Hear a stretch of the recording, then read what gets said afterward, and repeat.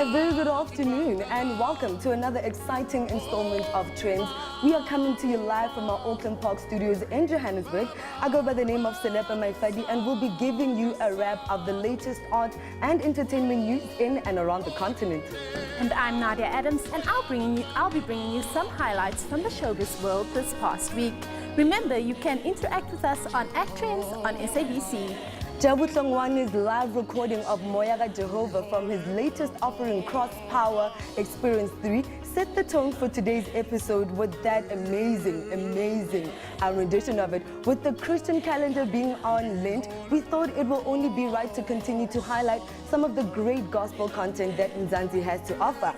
We started with Kayam Teta last week, so head out to the SABC Digital channel on YouTube to see that uplifting interview and performances by him.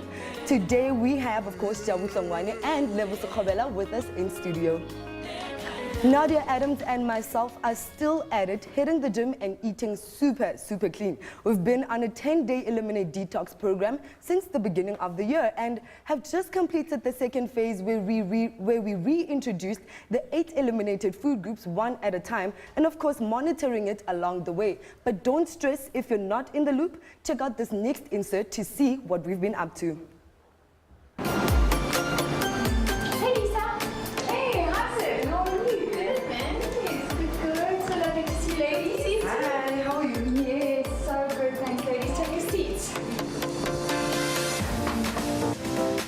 It's been a couple of weeks since I last saw you both, and you're looking really good, just by the way. Your eyes are shining, and your skin is glowing, and you're definitely looking like you're radiating. So clearly the Eliminate process has worked well for you both.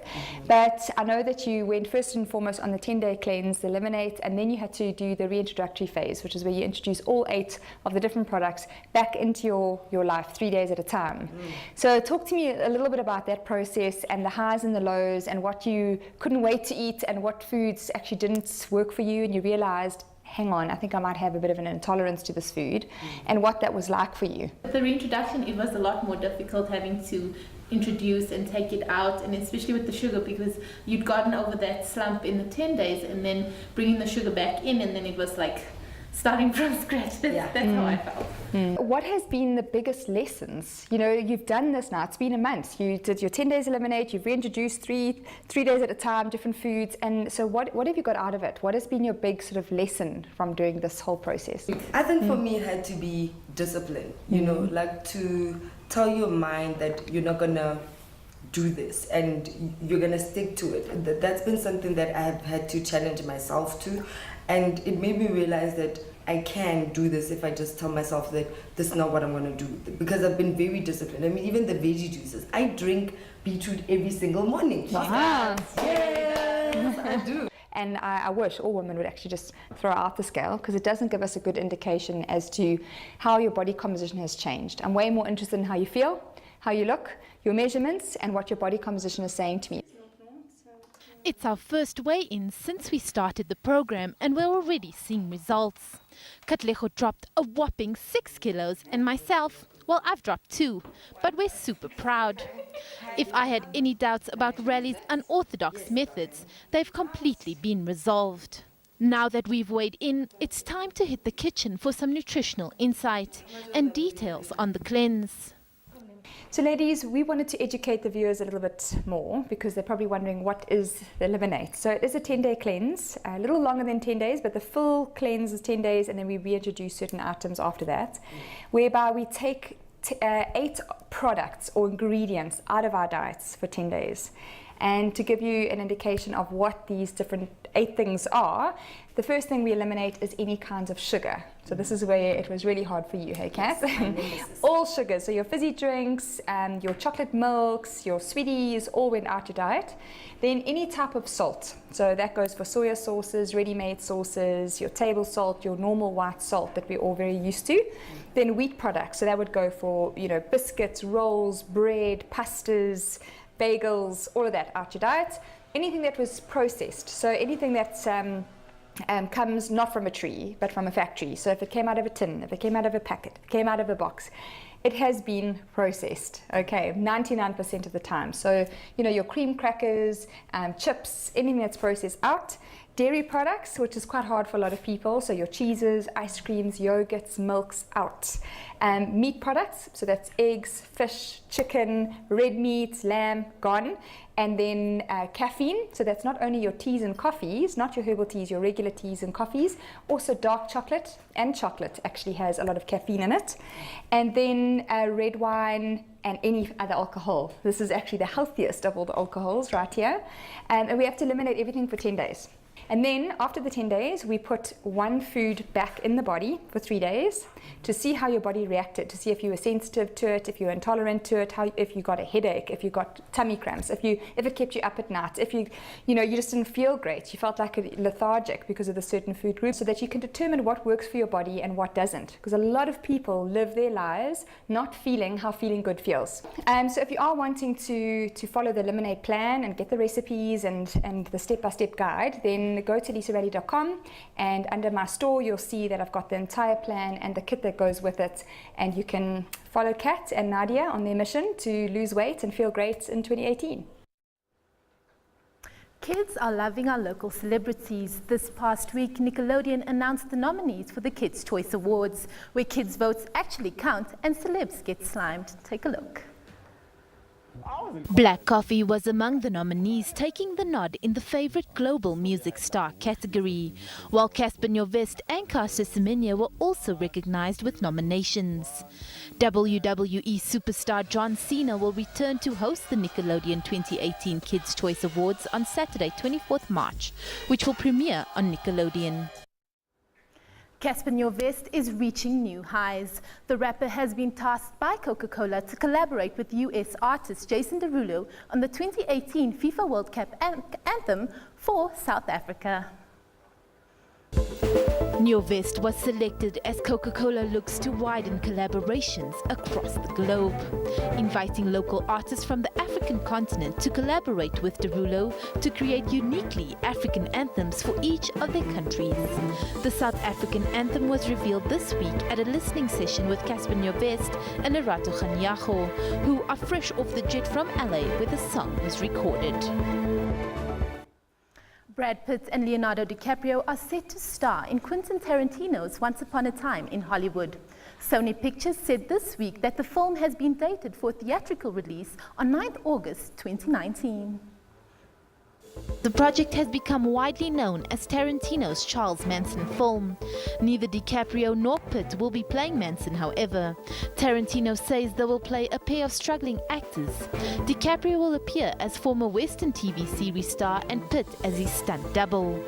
A longtime resident of Los Angeles, Tarantino has been working on the script for 5 years. It will mark his 9th feature. Beyond the River, a true and riveting adventure film captured the hearts of many this past year. And now the film is being recognized, with 4 SAFTA nods under its belt, including the top spot. Inspired by the true story of Sisiko Ntindini and Piers Cruikshanks, who together won gold in the 2014 Dusu Canoe Marathon. Beyond the River delivers a nail-biting adventure story about the triumph of human spirit. The film has been nominated for Best Cinematography, Best Editing, Best Actor, and the top prize, Best Feature Film. The SAFTAs will take place on March 22nd. Well, it's about that time for an ad break, but stay tuned and we'll be back in a bit.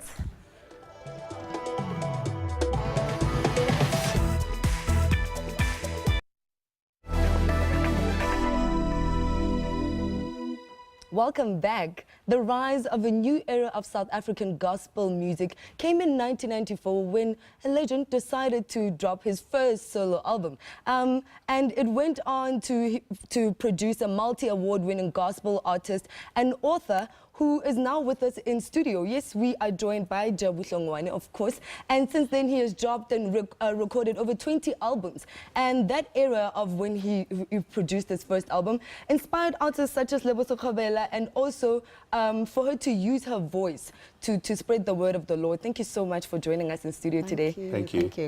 So we are in Lent, right? And we know that that's a time when a lot of gospel musicians are touring and going all over the place. Let's start with that. Where can we see you? Where can we see your performances in the season? Wow. Okay. With me, at this moment, I'm touring. I've been doing the Lion of Judah National Tour, but this year I am now in May. I'm doing my live DVD recording, so I feel like I'm ready now to release a new album. So I'm just excited about it, and also going out there to say thank you, to people who are now part of our family, no longer fans, but they're family because they've been supporting us. Their kids, their families. When they do grocery, they think of us. Let us buy their tickets. To go to their shows. Let's buy the CDs, to support them. So for me, they come first. They are just part of my family, and now it's a bigger family, Yeah. It's amazing. And for you? Yeah, I just launched the album on Wednesday. This week? Yeah. Crossfire Experience Volume 3. It's out in the stores, on iTunes and everywhere, and the DVD is out. But I'm preparing for Joy Celebration 22. We're launching during Easter. So we are up and down trying to do that. So you've co-produced over 20 albums. You've dropped 10 studio albums already. I mean, where do you find the time to do all of that and still decide which songs you're going to keep for you and maybe which ones you can give maybe to Joyous? No, I write songs all the time. When I do a project, I go into the studio and check in the folders which songs I'm going to include in that particular album. But when we record for Joyous, when we started, it was myself and Mtunzi Namba who wrote the songs, the two of us only. But as we grew as Joy Celebration, we taught these young kids that come on board to write songs, arrange songs. So it's not much of a stress. We just let them go with that. We come back and we tweak. We push this, we remove that, put that. So they write their own songs. We throw in 1 or 2 if we feel like we need to, especially for those that are coming through. But 24 hours is a long time, I normally say if you can allocate what you were doing per hour, in each day, you'll find that half the day you don't know what you were doing. So if you allocate in each and every hour, you achieve quite a bit. Well, you definitely achieved a lot because last year in December, you dropped a book, you released a book, and with this album and live DVD, I mean, what is the book about? Give us a bit more insight on that. The book is finding meaning. It's the biggest problem we have as people is trying to find meaning. As an artist, for instance, when you get into the industry and you try to do what you do, you don't get a response. You feel like you're not an artist. You feel like you're not called to do this. You want to try something else. Sometimes you try to do gospel, it doesn't work. You go do Afro whatever, it doesn't work. You think you're not worth it and stuff. We on a quest to find meaning all the time. The book is about that. It outlines and narrates how God has put things and how things work. For instance, very quickly, a seed of a peach is small, shriveled up and ugly. But in the seed there are fruits, there's a stem, there's roots, there's branches, there's leaves in that ugly little thing. So the seed does not look at itself from the outside. It knows itself from the inside. That is why the seed does not feel bad because it looks ugly or shriveled up or whatever. So the problem with us, we look at our circumstance. We look around, you say, we are poor, we don't have this, we don't have that, I don't have many shoes, I don't have this. Then you look at that and you say, I'm not worthy. But the book talks about what is on the inside, because what you are, God has already given you when you are born. You don't go out to get it or become that. So when you grow up, it's the peeling off of things to reveal who you really are. So it's in the inside. A lot of people are chasing things on the outside, whether it's money, status, and stuff. It doesn't work. The fulfillment comes from the inside. So the book explained how that works. That sounds like a book I should definitely be getting. Lebo, how did you know that you found your meaning in God's work from when you were a personal assistant? How did you know that, okay, from here onwards, I'm going to take it into gospel music? I think it was not an easy thing to do. Firstly, I needed to find myself in Christ.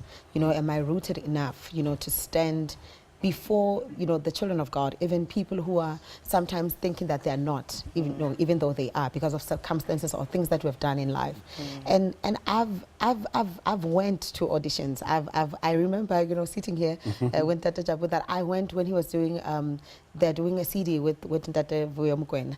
And I remember I was there, you know, singing with them. Yes. Lazy. You know, so I went there for auditions, you know, and I remember, you know, when they told me, like, no, you sang, but no, you did not give us, you know, you did not give us what we needed.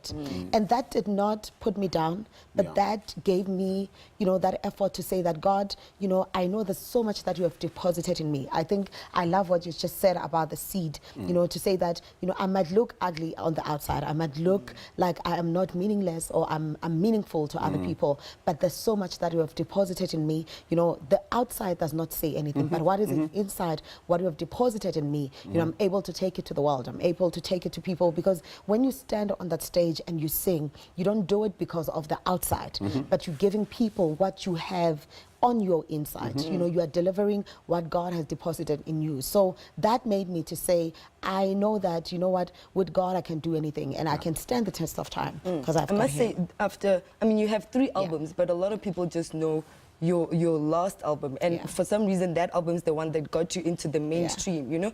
And there's a lot that we don't know about gospel music. What are we going to do? Because now for the 3rd album, yes, you've picked up, everybody knows who Lebo is, but how are we going to make sure that gospel music is seen on the same ranks as how much we celebrate hip-hop and R&B and all other forms of genre in South Africa? Sure. I think it also depends on how the media accept it, or how, as gospel artists, we portray ourselves. You know, I cannot come in and say, this is a brand, but I don't believe in the same brand, you know, other than other people. You know, when people sing, you know, house or white or any other genre, when they stand there, they believe, and they make you believe in what they're offering you. You know, and with us, what I can do is that I can tell you that Christ loves you, you know, and the only thing that you can do is for yourself to accept and say, I know that he loves me. So it's up to that. I can lay it on the table, but if you don't want to accept it, you know, I also need to make sure that you understand what I was telling you about, but also it also portrays that there's a lot that we need to do, because at the moment gospel music is selling.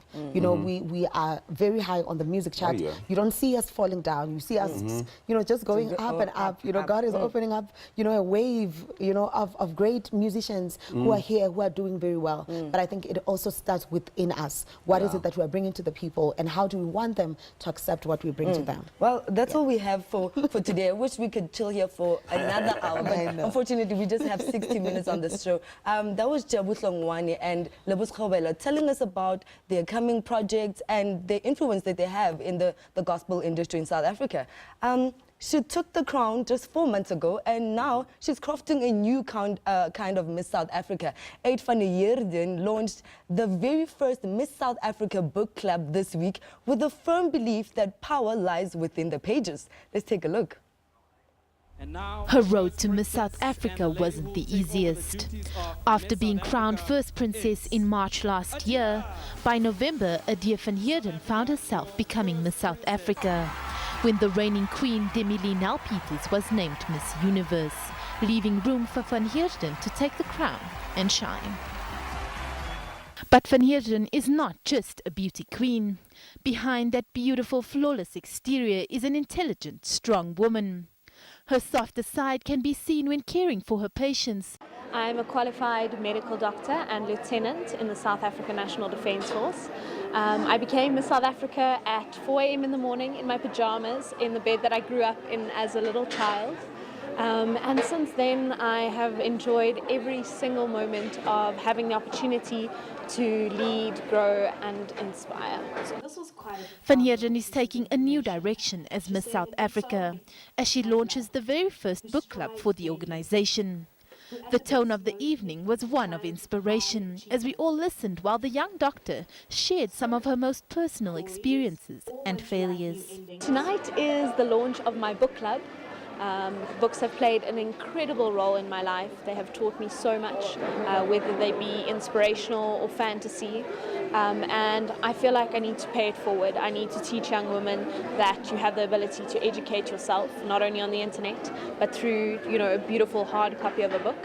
And I also wanted to create a community where women can come together, we can connect, we can speak openly about what is in our hearts, what is troubling us, and we can take hands and we can rise together.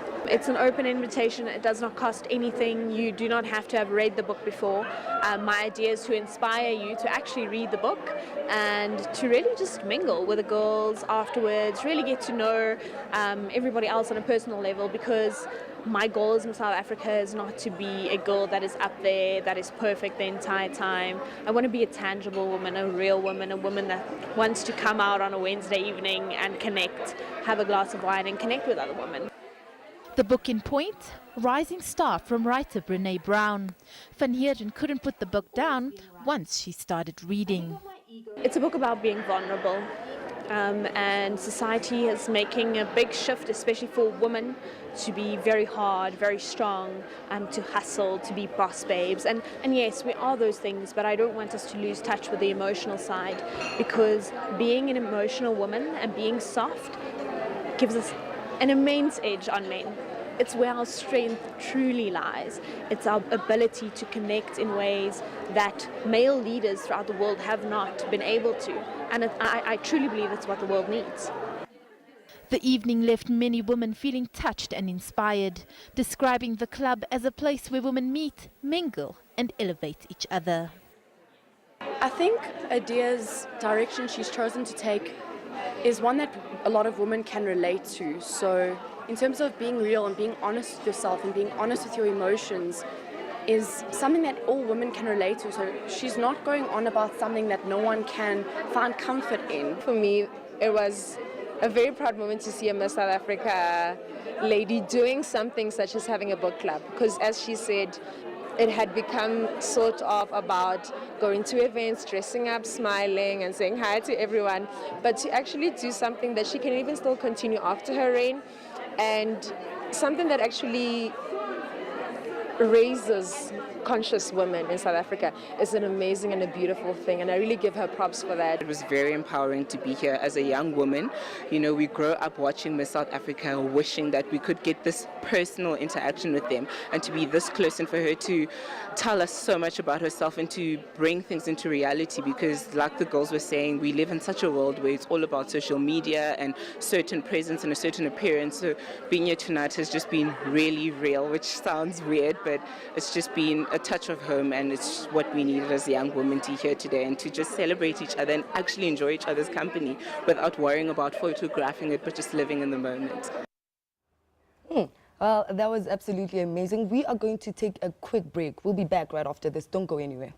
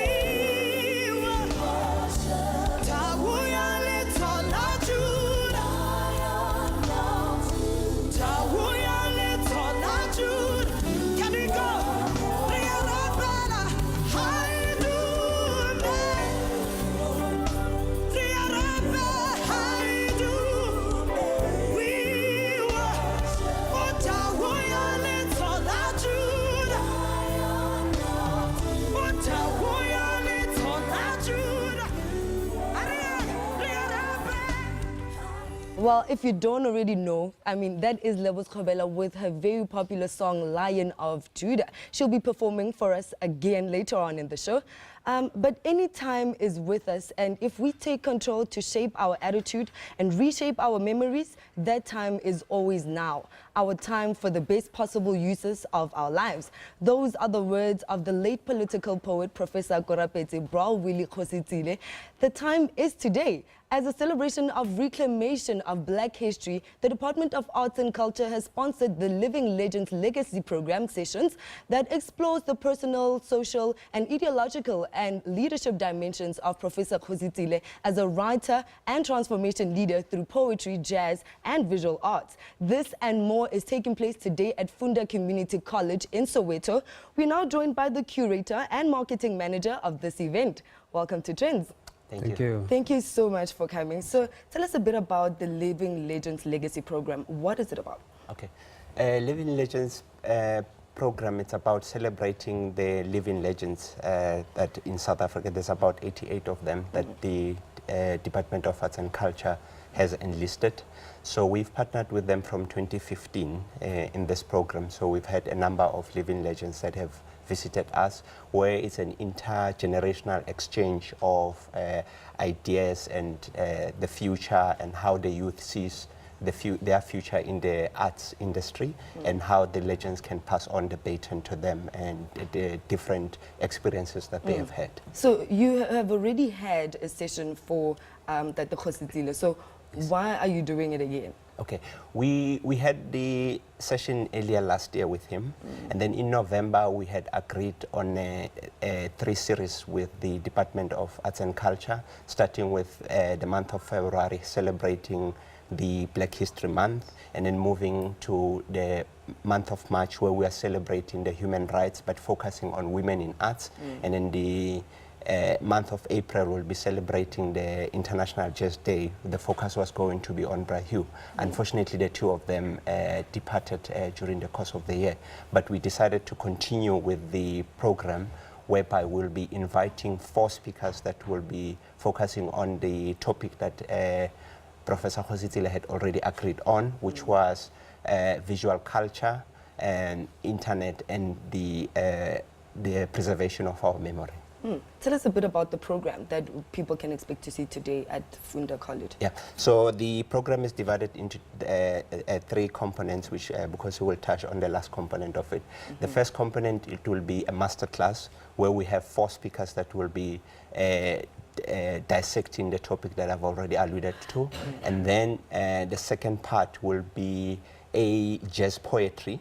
Brawili, just before he parted earlier this year, he was performing at Cullinan Club with the GP Riots Jazz Ensemble. So they will be coming to relive those moments with him. But the performance will be done by young people who will be performing his poems, but adding some interpretation of young people in terms of remixing some of those poems. And the other part is we will be having a crafts market whereby we challenge young people to say, how do we take some of our living legends the same into a lifestyle brand, the same way we do with Che Guevara as now a lifestyle brand. So these are some of the products that they came up with, and there are many other crafts products that they came up with. So the last part will be the visual exhibition which Bukhosi is curating. So Bukhosi, tell us about the artists that you've selected in this curation progress. Okay, so the artists that are participating are from the incubation at Funda Center, and 8 artists, 4 of which are going to do a live performance together with the jazz band, which is a jazz impromptu style painting, in conversation with the performances on stage. And also the exhibition itself is a collection of 19 artworks by 8 artists that are trying to capture the ownership of memory. And the exhibition itself is entitled In Search of Memory, which speaks to Brawili's poems. So each artist selected one poem and drove inspiration from that poem to produce an artwork in tribute to the late Professor Giorabet. Are any of your works in there as well? Yes, I do have some. Okay, tell us a bit about which poem you had and what you're unpacking and how it kind of looks. I had a couple of poems that I was interested in, but the one that spoke to me the most is the one that says random notes to my son. You know, I think we as the young generation, we sort of like get misguided if we tend to venture out into this world on our own without any proper guidance. So for me, that poem speaks to a larger audience of the youth out there. Yeah. And I'm sure you also interacted with him sometime last year as well. Can you tell us a bit about some of those memories and why specifically you chose to pick out that part of his poem that you love so much? Well, when he visited us in the Living Legends program last year, what I found that he was a humble man and very soft-spoken and a lover of art. So it was my very first time to experience and to meet him and to know about him. So that made me want to know more, and throughout searching his works, I learned a lot from that. His convos were very interesting, ne? Very much, very much philosophical. I know. And for you? No, for me, it was seeing this giant and just standing next to him and taking a picture. He was just up to my but I still believe that he was quite a giant, especially when he started talking. But I had an opportunity to interact with him when he came back from exile, when he was still part of the Congress of South African Writers. So it was more of reliving the giant that I've already known and his contribution, especially he's contributed a lot in the US more than in South Africa. So I had the opportunity of knowing more about his work. But that's what we've been doing throughout this month as part of celebrating that history of the Black History Month. To also, he was part of the artists that we featured, and then we were telling people on some of the things that they don't know about as part of #ownership of Black Memory. Well, thank you so much for coming to Trendz. So it's happening today, right at 1 o'clock, right? That's when it starts at Funda Center. Yes. 1 o'clock until 5 o'clock is the formal program. Then the exhibition is from 1 until 6. It's open to all? It's open to all. When Bukhosi said live performance, he means that an empty canvas, and then they will be drawing as their performances are happening. So they will be influenced by the poetry and the music in the background. Well, I guess I know where I'm spending my Saturday. Get yourself some merchandise of the great legendary poet and head out to Funda Center. Sure. Thank you so much for coming. Thank you. Very few young black men can pat themselves on the back and proclaim that they have created their own brand of sneakers. Yet, that is the accolade that Theo Baloyi has. The 27-year-old has created a proudly South African sneakers brand called Batu. Our producer, Njabulo, went to meet this young man and found out what inspired him to create his own proudly South African sneaker line. Take a look.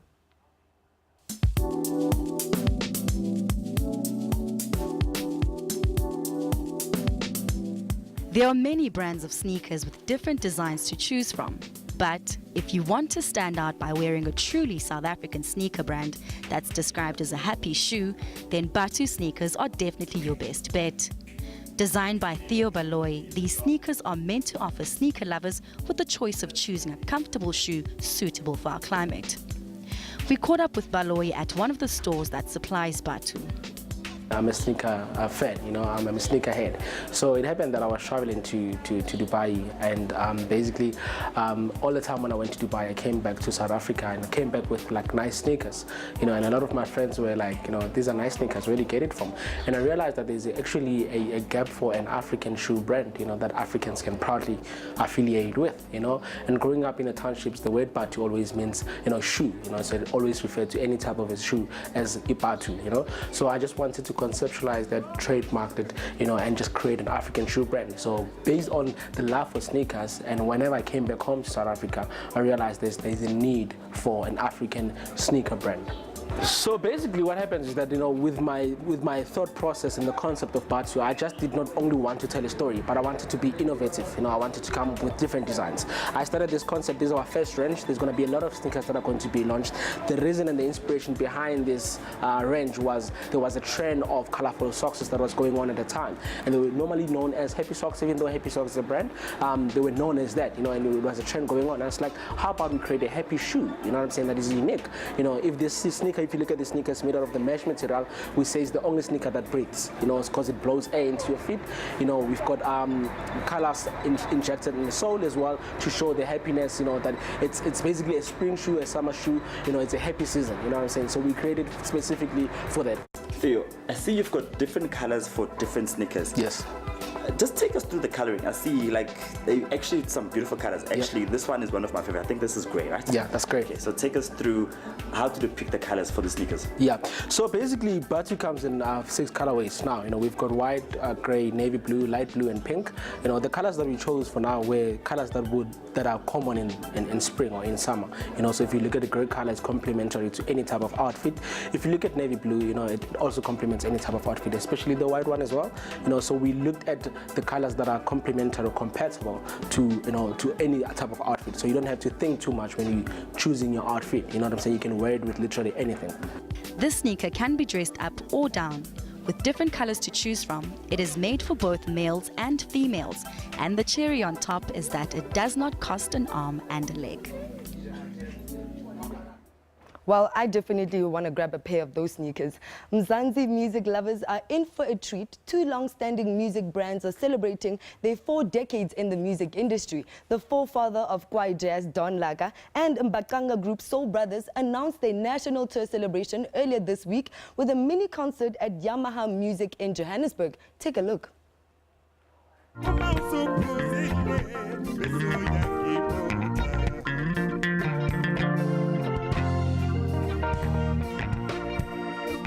That's the sound of two distinctive South African music genres coming together on stage for the first time. This collaboration is in celebration of the 45th anniversary of music legends Don Laga and Soul Brothers in the music industry.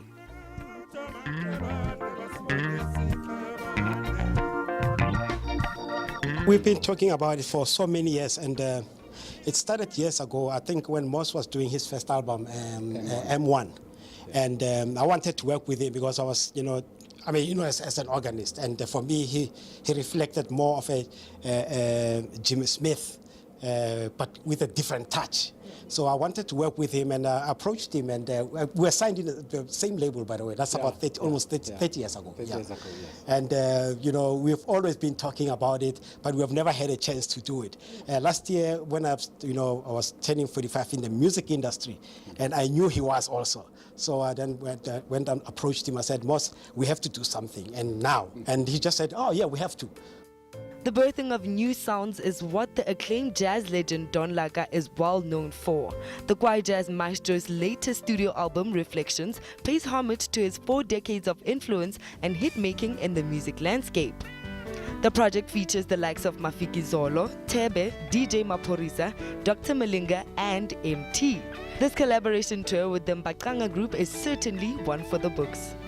I'm glad that this collaboration now has born, a new type of sound that South Africa will be enjoying. Mbaqanga plus Kwai Jazz, and we hope to be bringing the different audiences. I think you've seen, that little piece that we gave you. That this is going to be a very special tour. Yeah, we're very happy because Soul Brothers music came a long way from, as Platon said, 40 years ago, So to revive the songs, the old songs with the new young musicians, I think is a good thing for us, for Soul Brothers music as well. Part of this nationwide festivities planned around the live concerts are empowerment sessions for young musicians. We're very much happy, what arts and culture is doing, because our music is all music, and we need to share it with younger musicians as well. They give us a good platform for us to go and perform everywhere and support us. Yes, and added to that, we will be doing workshops. By the way, every show that we'll have workshops. The tour kicks off on the 7th of April at the Soweto Theatre. Hi, I'm Black Moses Ngwenya. Hi, I'm Don Laga. You're watching Trendz. You don't go anywhere, we're taking a break just now.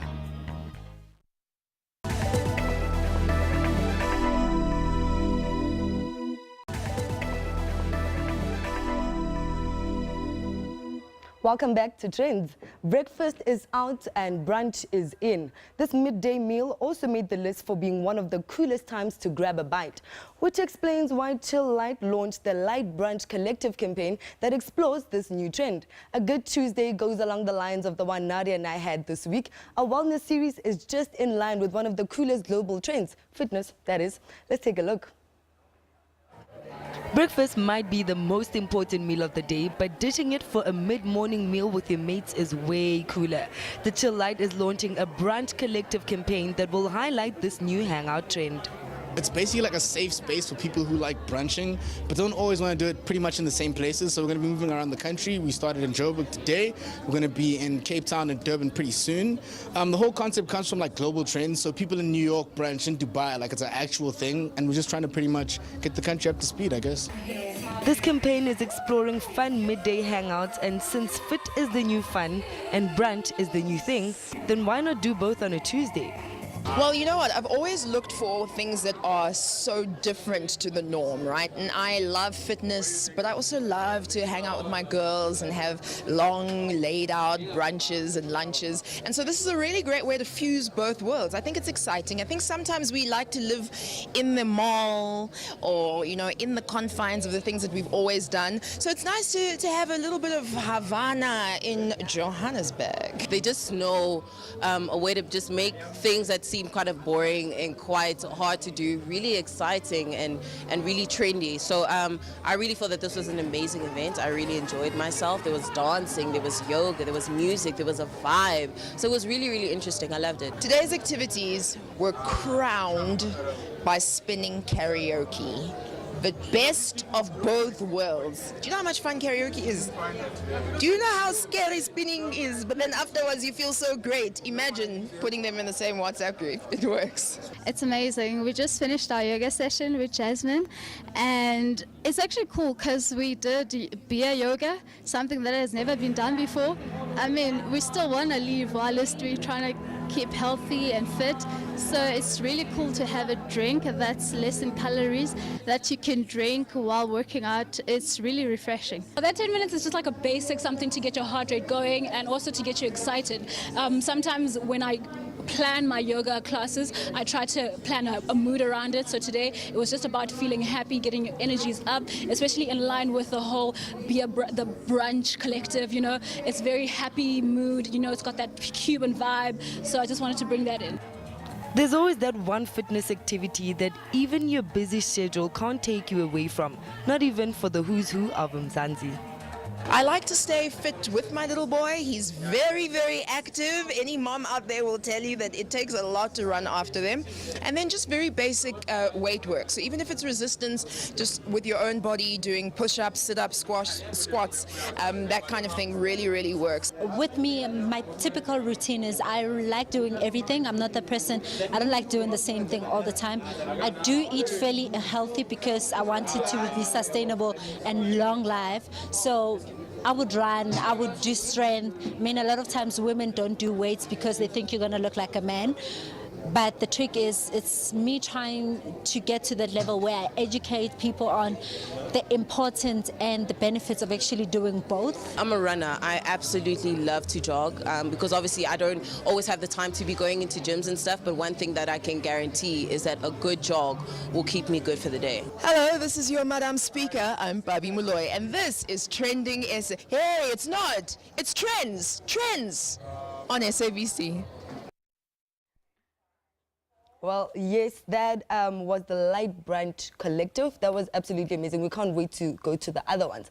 The Container Yard in downtown Johannesburg will host a 2-day music and lifestyle festival to celebrate the arrival of the 2018 Polo Vivo. The multi-layered festival of experiences will bring people together to explore the best in South African music, street art, fashion, food, and new connections. Joining me in studio to talk more about the event is songstress Lady Zamar, who'll also be performing at the event. Welcome to Trendz. Thank you for having me. How are you doing? I'm great, thanks, and yourself? We are great. Tell us a bit about the Vivo Festival. I mean, what should we expect on that day? Well, basically the Vivo Festival, it's like one of those things where South African artists I've never really been part of something so spectacular, something that sophisticated, something that has got so many activations, something that really focuses on the art and the artisticness of the artists themselves. It's a 2-day festival, so they have invited some of us. I'm on the lineup. I was really excited. I wasn't so sure, like, oh my gosh, you know.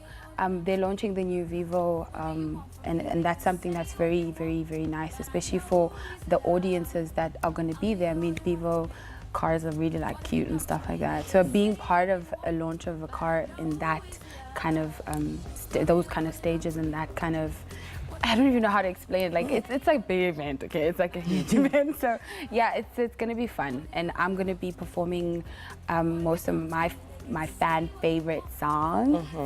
And that's going to be a lot of fun because it's not going to be like your usual, or you get to a place and you got to be rushed off the stage quickly. Every single artist, they will be given their time to really interact and to really get to know their fans, and for their fans to really get to listen to them and bask in those moments. So this campaign has like 8 game changers. I mean, they've been doing events showing each individual artist their car or, well, game changer. For you, which one would you say is your favorite car from all the artists in it? I don't really have a favorite. You have to pick one. I can't, and it's not fair. Oh, honey. Okay. I like everything. Well, why are you shocked also that you are on the lineup? Because I feel like since 2017, since Mamelodi, you have literally been on every lineup. Apparently, I've been on every lineup. There are some lineups I still want to be on. Yeah, you know? like? There's a lot. Like? I think let's talk about viewers now, right? Because let's just talk about the Vivo one. And this is something I wanted to be part of. And when my manager said that I would be part of it, I was excited. Okay, so tell us about your new single that's out, Collide. It's doing great right now. Tell us about that. Well, Collide was it was one of the fan favorites when the album King's Amal dropped last year. And we were not so sure about it because I was like, the song is so different. It's really long. It's like 6.5 minutes on the original DJ version, and then it's like 5.55 minutes as a radio edit. Wow. Because it's so dynamic, it's got so many different elements. And putting it out was a risk, you know, for us and for the team, because we're like, what if it doesn't do well? What if people are like, oh, this is a bit too different from Love is Blind and My Baby? But after putting it out, the reception has been phenomenal. I have never seen any song that I've been on do that well, that quickly. It's #1 on Sound City. It's like #2 on some stations. It's #3 on some. So it's really doing well on Radio Monitor. It hit #4 of the most played tracks in the country. So I am really excited about it, and I know that a lot of people are waiting for me to perform that song everywhere I go. So definitely that's one of the songs that you will be performing at the Vivo Nation concert, right? Yes. Okay. Well, that was Lady Zama speaking to us about the Vivo Nation concert that's happening next weekend. Yes, Saturday and Sunday. So go check it out, the Vivo Nation Festival. Yes. That's all we have for you on today's show. I mean, can you imagine 60 minutes so fast? I know, right? From me and the Trendz team, goodbye.